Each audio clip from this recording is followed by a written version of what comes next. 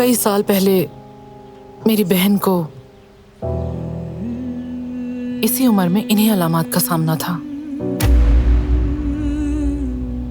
वो भी दिलान जैसी थी, परवाह नहीं की अपनी।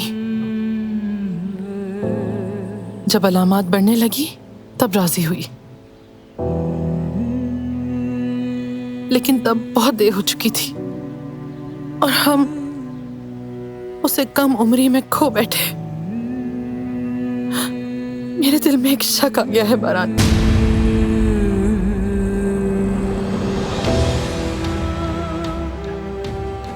कि दिलान को कहीं वही बीमारी तो नहीं जो मेरी बहन को थी। नहीं, ऐसा कुछ नहीं होगा। आप नेगेटिव सोच रही हैं।